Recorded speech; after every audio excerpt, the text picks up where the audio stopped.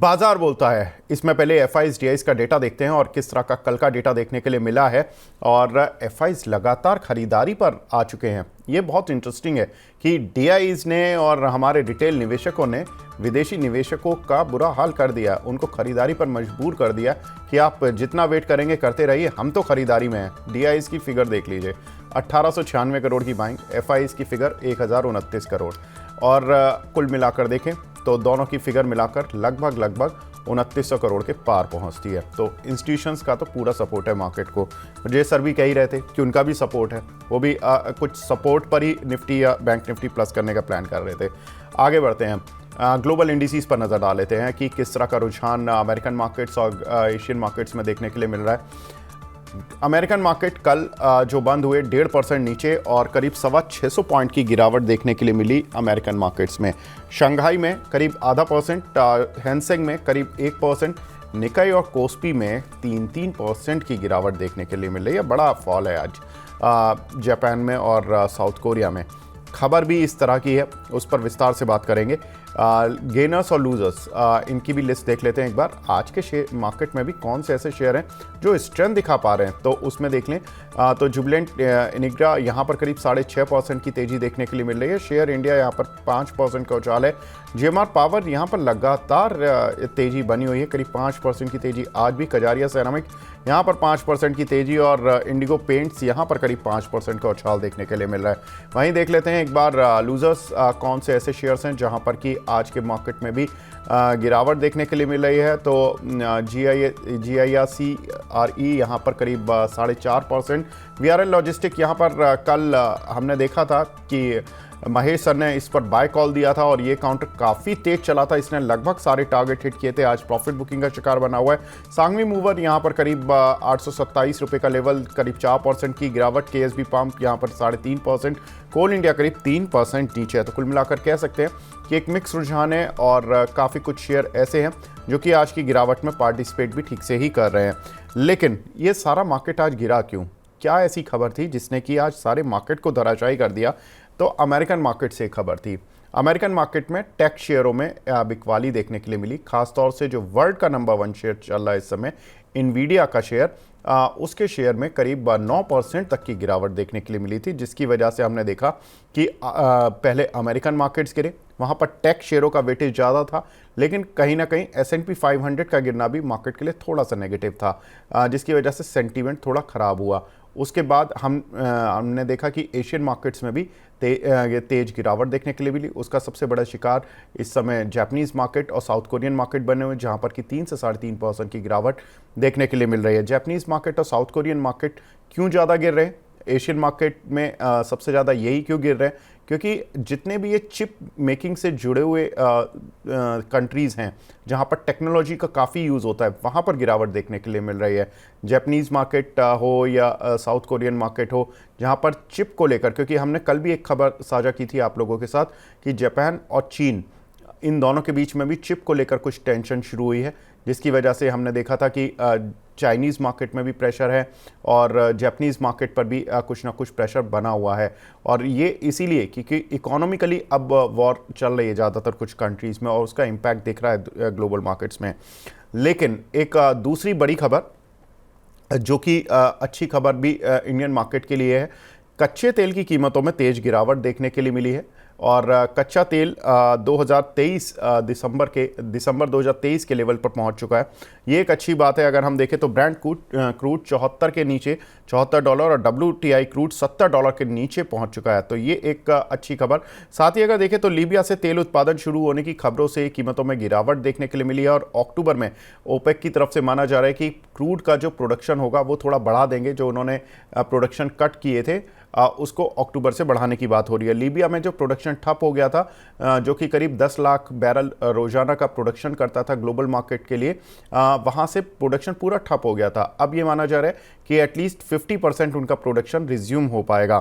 Brajesh sir, दो चीज़ें, एक तो टेक शेयरों में कल वर्ल्ड वाइड गिरावट US मार्केट में देखने के लिए मिली, आज जापानीज साउथ कोरियन मार्केट में गिरावट है। कैसे देखें सर इंडियन IT कंपनीज को? सी नो डाउट कि अगर हम टेक स्टॉक्स की अगर हम बात करते हैं तो ओवरऑल गिरावट है, बट इंडिविजुअल स्टॉक्स में परफॉर्मेंस है और उसके लिहाज से परसिस्टेंस है, एचसीएल टेक है, विप्रो है, इनमें आप जो है वो बाइंग कर सकते हैं। ये अभी भी कोई भी अगर गिरावट आती है इसमें तो इनमें आप बाइंग कर सकते हैं। और मेरे हिसाब से, और अगर मैं ये भी कंक्लूड कर दूं कि अगर और स्टिल एक 2-5% की और गिरावट आती है तो एक वो जेन्युइन रेट ऑफ बाइंग रहेगी जहां पर आपका रिस्क रिवॉर्ड रेशियो आपके फेवर में रहेगा। और जैसे ही मार्केट में ये जो गिरावट है ये एब्जॉर्ब हो जाएगी, again we can see that tech stock moving up. तो जैसे मैंने कहा, परसिस्टेंस है, विप्रो और एचसीएल टेक, ये 3 स्टॉक्स अच्छे लग रहे हैं आईटी काउंटर में, जहां पर आप निवेश कर सकते हैं शॉर्ट टर्म के लिहाज से। जी, तो शॉर्ट टर्म के लिहाज से इन 3 काउंटर पर निवेश कर सकते हैं। क्रूड ऑयल पर भी बात करेंगे, हमारे साथ दूसरे खास मेहमान भी जुड़ेंगे, लेकिन कुछ एक दर्शकों के सवाल लेते हुए शुरू कर लेते हैं, क्योंकि आज काफ़ी सारे दर्शक सवाल पूछ रहे हैं और मार्केट की गिरावट से भयभीत भी हैं। श्वेता जी का सवाल है, सर कैनरा बैंक को एक्यूमुलेट करना चाहिए क्या इन लेवल्स पर? तो मैं अज्यूम कर रहा हूं कि उनका शॉर्ट टर्म का व्यू है 1 महीने से 2 महीने के लिहाज से। तो अगर हम shorter term time frame of the chart देखें तो चार्ट वीक है। जो इम्पोर्टेंट मूविंग एवरेज होता है उसके नीचे ही ये ट्रेड कर रहा है। डेली चार्ट पे देखें तो मीडियम टर्म और as well as shorter term moving average उसके नीचे बंद हुआ है। तो बाइंग तो नहीं करें, फिर भी अगर बाइंग करना चाहते हैं तो मेरा ऐसा मानना है कि अगर ये स्टॉक इस समय 108 रुपए के आसपास में ट्रेड हो रहा है, नीचे के स्तर पे लगभग 100 से 102 के बीच में आता है, तभी आप बाइंग करें। स्टॉप लॉस जरूर लगा के चलें उसमें 97 रुपीज़ का, और ऊपर में जो रेजिस्टेंस रहेगा वो 115 का रहेगा। अगर 115 के ऊपर बंद देता है तो आप अज्यूम करें कि 124 जा सकता है। तो हाल फिलहाल में बाइंग ना करें, 102 के आसपास में आता है तभी आप बाइंग करें। जी, कलीम सिद्दीकी जी का भी सवाल कैनरा बैंक पर ही था, तो सिद्दीकी साहब आपको भी आंसर मिल ही गया होगा, लेकिन आपका दूसरा जो सवाल है कोल इंडिया पर, ये पूछ रहे हैं कि क्या सर इसको बाय कर सकते हैं? तो कोल इंडिया की अगर हम देखें तो अगर आप नोटिस करेंगे जो ट्रेंड है वो मजबूत है। लगभग इसकी जो रैली स्टार्ट हुई थी higher tops and higher bottom formation की, started all the way from 15th of March. अगर आप 15th ऑफ मार्च का लो देखेंगे, वहाँ से जो higher top higher bottom formation लिया है वो इसने उसके हिसाब से जो हाई बनाया था 543 रुपीज़ का हाई था, जो कि इसका 52 वीक हाई था। वहाँ से जो अब इसमें बिकवाली देखने को मिली वॉल्यूम के संग में आई है, और इसने जो शॉर्टर टर्म मूविंग एवरेज है उसके नीचे अब ये ट्रेड हो रहा है। तो 502 के आसपास में ट्रेड हो रहा है। मेरा ऐसा मत है कि ये लेवल पे ना बाइंग करें। अगर ये स्टॉक 490 492 के आसपास में आता है, 10 रुपये और अगर यहाँ से गिरावट आती तभी आप बाइंग करें with the very strict stop loss of 480। और पुल बैक रैली जो एक्सपेक्टेड होगी वहाँ से 490 या 492 से जो पुल बैक रैली एक्सपेक्ट होगी वो आप मान के चलें वो 525 तक जा सकती है। तो ये लेवल पे ना बाइंग करें और गिरावट आने दें तभी आप बाइंग करें। रेनू गोयल जी का सवाल है, सर अबाउट इंडिया कहाँ पर बाय कर लें? बहुत बड़े इंटरेस्टिंग है, सारे लोग सवाल पूछ रहे हैं। मैं तो सोच रहा था कि भयभीत होंगे, ये तो बाय करने के लिए ही पूछ रहे हैं। सर अबाउट इंडिया कहाँ बाय कर सकते हैं सर? जैसे कि मैंने विवेक जी पहले भी कहा था कि ट्रेंड अभी भी मजबूत है।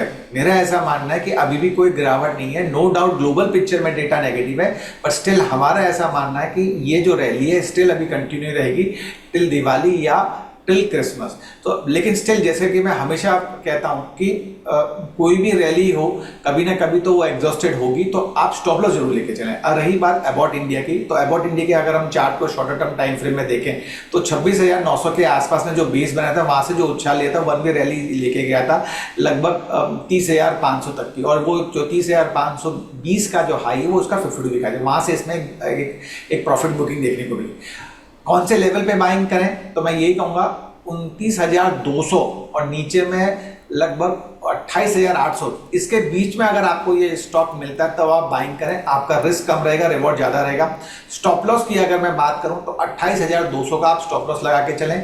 इसमें पोटेंशियल है दोबारा रीटेस्ट करने को 30,500, और यहाँ तक कि अगर आपका व्यू एक 6 महीने का है तो ये लगभग 31,500 तक भी जा सकता है। तो ये अच्छा स्टॉक है, लेकिन जैसे मैंने कहा कि 28,800 से लेके 29,200 के बीच में अगर आता है तब आप बाइंग कर लें।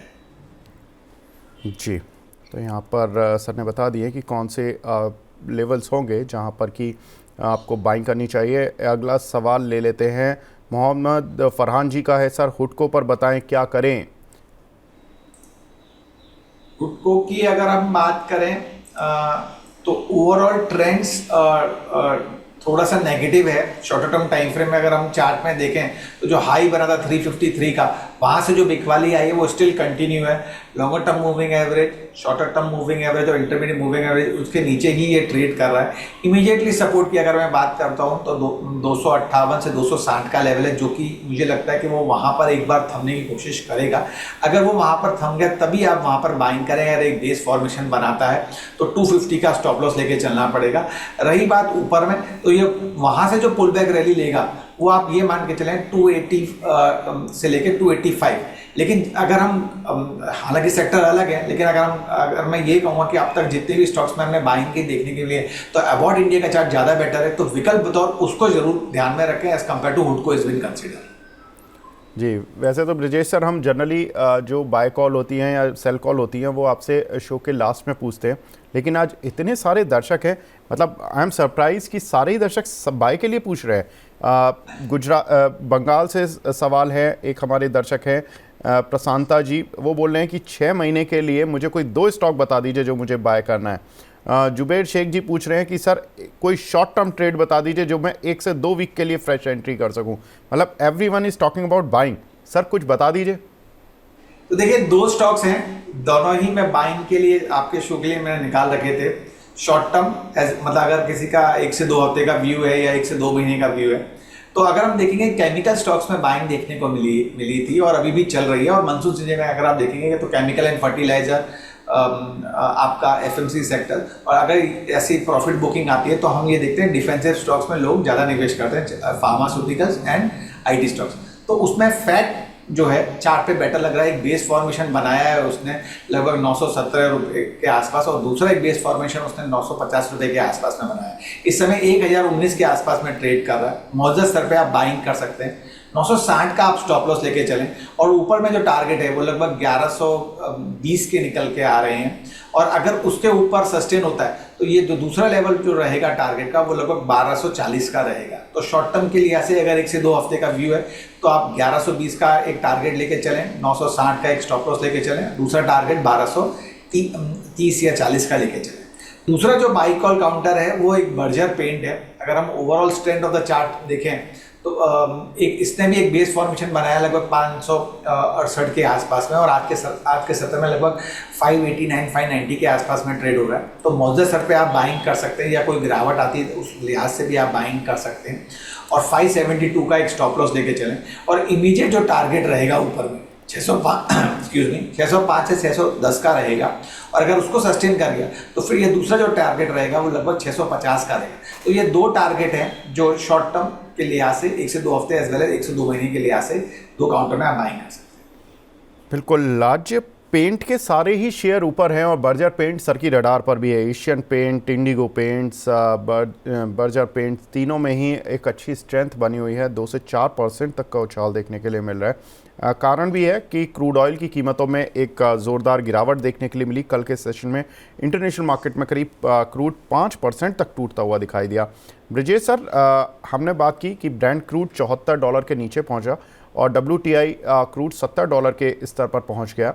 ये अच्छी खबर होती है जनरली ऑयल मार्केटिंग कंपनीज़ के लिए, और जो भी क्रूड के डेरिवेटिव्स यूज़ करते हैं एज एन रॉ मटेरियल, उसमें बहुत सारे सेक्टर आते हैं। पैकेजिंग कंपनीज आती हैं, पेंट सेक्टर आता है, और बहुत सारी केमिकल कंपनीज लाइक आपने फर्टिलाइज़र या जस्ट मेंशन की, उसमें भी बहुत सारे प्रोडक्ट्स होते हैं जहाँ पर कि crude as an derivative use होता है। कुछ पदार्थ यूज़ होते हैं लाइक नैप्था हो गया, उसका यूज़ काफ़ी होता है। सर कैसे देखें, फर्टिलाइज़र आपने बता दिया, पेंट आपने बता दिया, ऑयल मार्केटिंग कंपनीज या ऑयल में से कोई शेयर लग रहा है आपको जो ठीक हो? IOC, HPCL, BPCL, और दूसरे वो शेयर जो कि क्रूड का एक्सप्लोरेशन करते हैं like Hindustan oil exploration, Selan exploration, जहाँ पर कि हमने एक 1 वे रैली देखी थी। तो देखिए मैं क्रूड के चार्ट को वैसे ही जनरली देख रहा था। मेरा ऐसा मानना है कि 60 एंड $70 के आसपास में ट्रेड हो रहा है। इमीडिएट जो सपोर्ट है, स्ट्रॉन्ग सपोर्ट है, वो 67 का है। वो ब्रेक नहीं करना चाहिए। अगर इनकेस वो ब्रेक करेगा तो आप मान के चलिए कि इसमें और गिरावट देखने को मिलेगी और इसको नीचे में लगभग 62 से 63 रुपये 62 से 63 डॉलर तक वो जा सकता है। ऊपर में इमीडिएट रेजिस्टेंस लगभग 72 से 74 का है। वो ब्रेक करता है तो फिर दोबारा इसमें आप बाइंग देख सकते हैं। लेकिन इमीडिएटली अब मेरे को ऐसा लगता है कि एक बार ये $67 के आसपास में ये ट्रेड होता हुआ दिखेगा और वहाँ से शायद दोबारा एक इसमें पुल बैक रैली है। उस लिहाज से अगर मैं कहूँ रिफाइनरी स्टॉक्स में बीच में भी हमने देखा था HPCL, BPCL और IOC में बाइंग थी, लेकिन चार्ट लिहाज से एक्सक्यूज मी, चार्ट के लिहाज से HPCL का चार्ट थोड़ा ज़्यादा बेटर लग रहा है। अगर हम उसको देखें तो एक रैली जो 314 से जो देखने को मिली थी 9 जुलाई से, वो एक वन वे रैली थी और एक पैराबोलिक कर्व की रैली थी। इस समय 433 के आसपास में ट्रेड हो रहा है। मौजूदा स्तर से लेके निचले स्तर लगभग 425 के बीच में भी अगर ये मिलता है तो आप उस लिहाज से भी आप बाइंग कर सकते हैं। स्टॉप लॉस की अगर मैं बात करता हूं तो नीचे में अच्छा उसका सपोर्ट है। थोड़ा डीपर सपोर्ट की मैं बात करूँगा तो 405 के आसपास में अच्छा सपोर्ट निकल के आ रहा है। और जो इमीडिएट जो टारगेट है या इमीडिएट रेजिस्टेंस है वो लगभग 455 का। बट मेरा ऐसा मानना है कि अगर ये 455 के लेवल को ब्रेक होता है अगर आप देखेंगे तो it has a potential to go all the way to 490 also. But 490 के लिए थोड़ा टाइम लगेगा, एटलीस्ट 2 महीने से 3 महीने के लिए से। तो इमीडिएट टारगेट आप मान के चलिए 455 460 का पकड़ के चलिए। मौजूदा पे आप बाइंग कर सकते हैं with the stop loss of 405 या 410 का भी आप दे सकते हैं।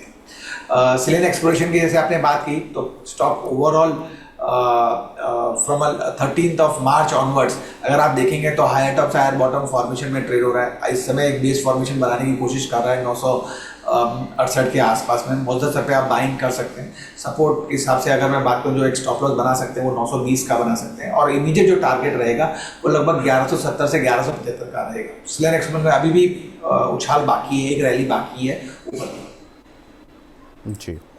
तो ये तो ऑयल से जुड़े कंपनियों के बारे में बात हुई, लेकिन अब हमारे साथ एक खास मेहमान जुड़ चुके हैं।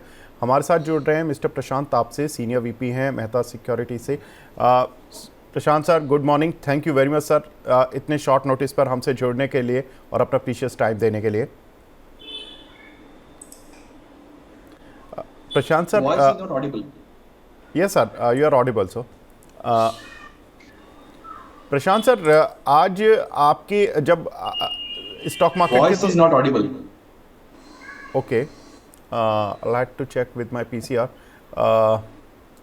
PCR team. Kindly connect Brijesh sir से एक बार फिर चलते हैं। ब्रिजेश सर के पास कुछ एक सवाल लेते हुए चलते हैं। यहाँ पर विमल जैन जी का सवाल है। सर, इन्होंने स्पिक के सदर्न पेट्रो के 1000 शेयर लिए हुए हैं 88 रुपये के भाव के। लॉन्ग टर्म व्यू है, क्या करना चाहिए? सदर्न पेट्रो कहा ना आपने? जी सर। लगभग 88-89 के आसपास में ट्रेड कर रहा है, if I'm not mistaken। Yes sir. Okay, इनकी 88 की बाइंग भी है सर। अच्छा, 88 की बाइंग भी है उनकी। हाँ जी। तो अगर मैं उसको डेली और वीकली चार्ट पे देखूं तो स्टॉक एक रेंज में ट्रेड कर रहा है। ऊपर में आप देखेंगे तो 94-95 के आसपास में उसको सप्लाई मिलती है और नीचे में अगर आप देखें तो 83 रुपया और 84 बल्कि 74 रुपये के आसपास में उसका एक बेस फॉर्मेशन है। इसी लेवल पे ये दर्शा रहा है। नो डाउट 88 के आसपास में बाइंग करिए। तो मैं यही कहूँगा कि या तो शॉर्ट टर्म के लिए ऐसे 83 का स्टॉप लॉस लेके चलें, नहीं तो फिर आप 74 का एक स्टॉप लॉस लेके चलें। स्टॉक को इग्निशन मिलेगा जब एक बार आप देखेंगे कि स्टॉक 98 के ऊपर ट्रेड होता हुआ दिखे। तो 88 के ऊपर अगर ये स्टॉक ट्रेड होता हुआ दिखेगा, 98 के ऊपर ये स्टॉक ट्रेड होता हुआ दिखेगा तो आप मान के चलें कि स्टॉक में पोटेंशियल है 120 और 145 रुपये जाने का। तो मत तो यही है, अगर आपने बाइंग कर रही है तो आप होल्ड ऑन रहिए। 74 का एक स्टॉप लॉस जरूर लगा के चलिए and play for the target of 120 रुपया और 145 रुपया। लेकिन कंडीशन अप्लाइड है कि 98 को एक बार ब्रेक होने दीजिए। अगर 98 के ऊपर अगर ये ब्रेक होता है तो मैं ये भी कहूँगा व्यूअर्स को कि आप फ्रेश एंट्री भी कर सकते हैं। वहाँ पर आपका जो स्टॉप लॉस रहेगा वो लगभग 88 का रहेगा और टारगेट वही रहेंगे 120 और 140। बिल्कुल। तो सर ने बता दिया है कि आपको लॉन्ग टर्म और शॉर्ट टर्म किस लेवल्स को आपको ध्यान में रखना है। हमारे साथ प्रशांत सर दोबारा जुड़ चुके हैं। प्रशांत सर, आपको आवाज़ आ रही है मेरी?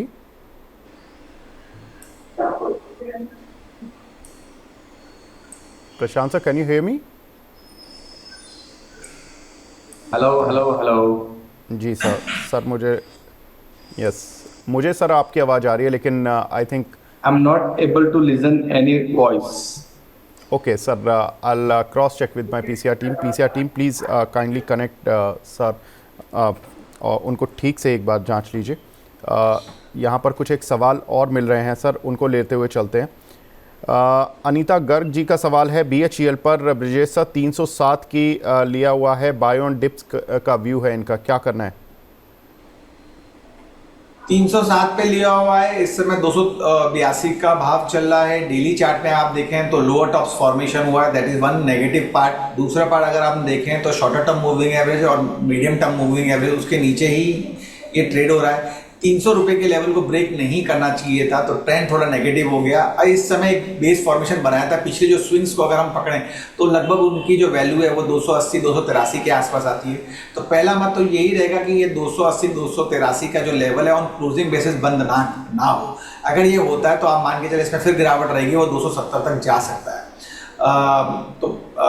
या तो सलाह तो यही है कि आप मौजूदा स्तर पे आप निकल जाइए, फिर भी अगर आपको बने रहना है तो 270 का आप एक स्टॉप लॉस जरूर लगा के चलिए। और जैसे कि मैंने कहा कि 300 रुपये का लेवल है वो ब्रेक नहीं करना चाहिए, तो आप मान के चलिए कि 300 रुपये का लेवल एक इमीडिएटली टफ रेजिस्टेंस रहेगा। अगर वहाँ पर अगर आता है तो एक बार आप वहाँ पर भी निकल जाएंगे, क्योंकि ट्रेंड नेगेटिव है। जी, प्रशांत जी एक बार जुड़े हैं दोबारा हमारे साथ। प्रशांत सर, गुड मॉर्निंग, आप मुझे सुन पा रहे हैं? Yes, it's very clear. Okay, sir. Sorry for the disruption, sir, and thank you very much for joining in on a very short notice. Thank you, sir. Sir, आज चूंकि market में हमने देखा कि एक ग्लोबल मार्केट में थोड़ी weakness है, और इंडियन मार्केट भी, एशियन मार्केट, ग्लोबल मार्केट सभी अमेरिकन मार्केट से इंडिकेशन ले रहा है। सर, इसको कितना सीरियसली लेना है हमें? देखो सर, मैं लास्ट 1 महीने से फॉलो कर रहा हूँ यूएस मार्केट्स के माइक्रो इकोनॉमिक डेटा। वहां पे हर चौथा दिन 5वां दिन कुछ नया ही चीज बाहर आ रहा है। लास्ट 15 दिन में मैंने देखा है कि everything was in favour of the economy, but कल शाम का जो इकोनॉमिक डेटा है it is not favour in terms of economy. तो मुझे ये जो वॉलेटिलिटी है ये कुछ समझ में नहीं आ रहा है। पता नहीं नेक्स्ट मंडे हम लोग फिर से रिसेशन से बाहर आ जाएंगे, और आज हम लोग रिसेशन की बात कर रहे हैं। तो ये वॉलेटिलिटी वेरी डिफिकल्ट है। But when it comes to Indian markets, we are very much clear कि fundamentally we are strong. We should use such kind of dips as opportunities on a technical basis. मुझे लगता है 25,000 का Nifty का जो support है उसके ऊपर हम लोग ट्रेड कर रहे हैं, तो there is nothing to worry in Indian markets. Because the way Indian markets में पैसा कैश फ्लो इन्फो हो रहा है SIP के थ्रू, रिटेल डायरेक्ट मार्केट्स के थ्रू, और जिस तरीके से IPOs में इतना धमाधम पैसा आ रहा है, इतना ओवर सब्सक्रिप्शन हो रहा है, तो लिक्विडिटी की कमी नहीं है इंडियन मार्केट्स में। So this kind of dips should be utilised for Indian markets. जी सर, मैं दो चीज़ें पूछना चाहता हूं आपसे। एक, जो हमने देखा कि कल क्रूड ऑयल में भी गिरावट देखने के लिए मिली करीब 5%, इसको कितना पॉजिटिवली लेना है? और दूसरी खबर मैं सर उसके बाद लूँगा। देखो, and of the day crude कितना भी नीचे जाए इकोनॉमिक के लिए अच्छी है। बहुत सारे कंपनी, मुझे लगता है 50,000 करोड़ से 70,000 करोड़ के मार्केट कैप इंडिया में are depending on crude. Paint हो, एयरलाइंस हो, सीमेंट हो या OMCs हो, सबके लिए बेनिफिट ही रहेगा। End of the day economic activity with respect to inflation को भी बेनिफिट रहेगा। तो मुझे लगता है कि such kind of fall is advantage for Indian markets, और I think 70 is a level where I am expecting very soon. 70 sub Brent crude आ भी गया था 70 की रेंज पर, और हमने कल देखा कि जो क्रूड था, ब्रेंट क्रूड $74 के पास आया और WTI क्रूड $70 पर आ गया। तो आप 70 का टारगेट ले रहे हैं सर, एक क्रूड का तो हो भी गया अचीव। एनीवेज सर, दूसरी अच्छी जो खबर है वो FIs के फ्रंट पर है। SEBI ease of doing business के लिए कदम बढ़ा रही है और 9 सितंबर से एफपीआईज़ को पोर्टफोलियो को जल्द लिक्विडेट करने में मदद मिलेगी। लाइसेंस खत्म होने पर भी पोर्टफोलियो बेचने की मंजूरी है मिलेगी। तो ये एक इम्पॉर्टेंट डेवलपमेंट जो कि सेबी एफपीआई को देने वाली है और इसका एक फ़ायदा जो होगा, जो अभी तक एफपीआई शायद उतना तेज़ी से इंडियन मार्केट में इन्वेस्ट नहीं कर पा रहे थे, पिछले हम 4-5 ट्रेडिंग सेशन से देख भी रहे हैं कि वहाँ से एक अच्छी खरीदारी आ रही है। साथ ही अगर देखें तो नया फंड शुरू करने के लिए जो लाइसेंस और जो बाकी जो पेपर फॉर्मेलिटीज़ हैं वो भी जल्द मिल जाएंगी, यानी मंजूरी बहुत ही जल्दी मिलेगी एफआईज़ को इंडियन मार्केट में इन्वेस्ट करने के लिए।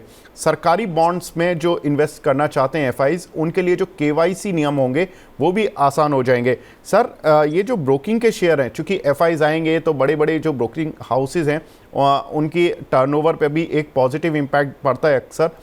Angel broking, Motilal Oswal, JM financial, Geojit और जो भी जितने बड़े नाम हैं और जो डेट सिक्योरिटी से जुड़ा हुआ शेयर लाइक पीएनबी गिल्ड्स, इन सभी पर किस तरह से व्यू ले रहे हैं सर आप?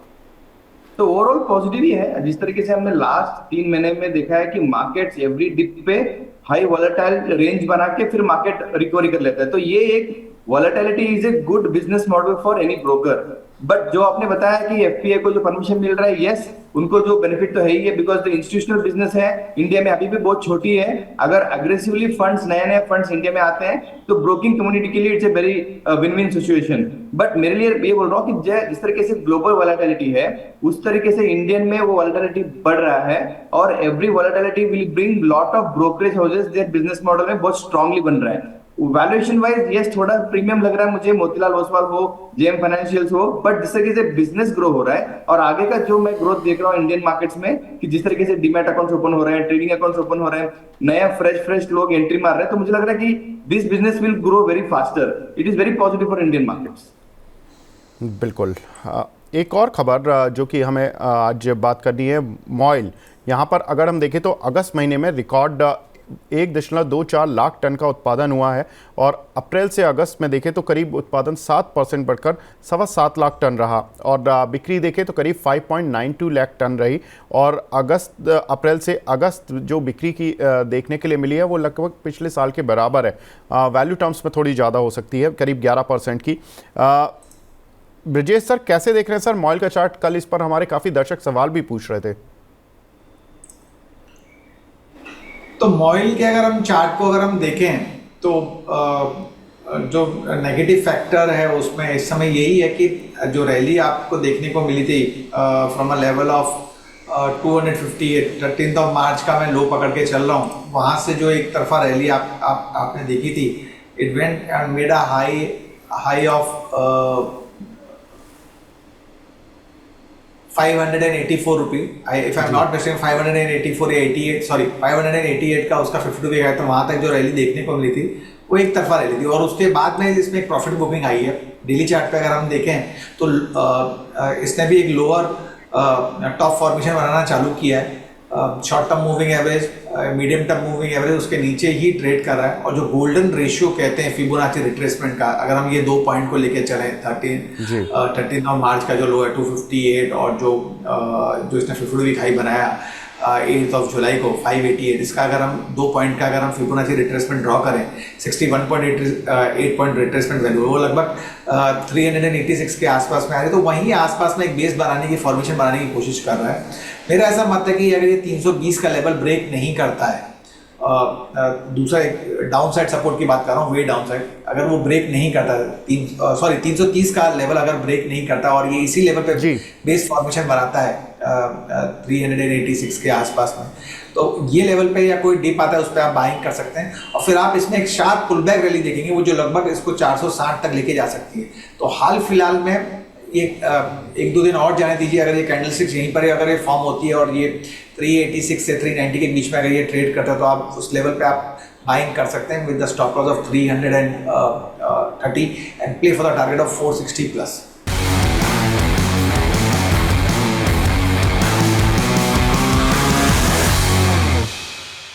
शेयरों पर एचडीएफसी स्काई के इन हाउस एक्सपर्ट्स की राय जानने के लिए अभी डाउनलोड करें एचडीएफसी स्काई ऐप, जहां पर आप शेयरों पर रिकमेंडेशंस भी ले सकते हैं। ऐप डाउनलोड करने के लिए स्क्रीन पर दिए क्यूआर कोड को स्कैन करें।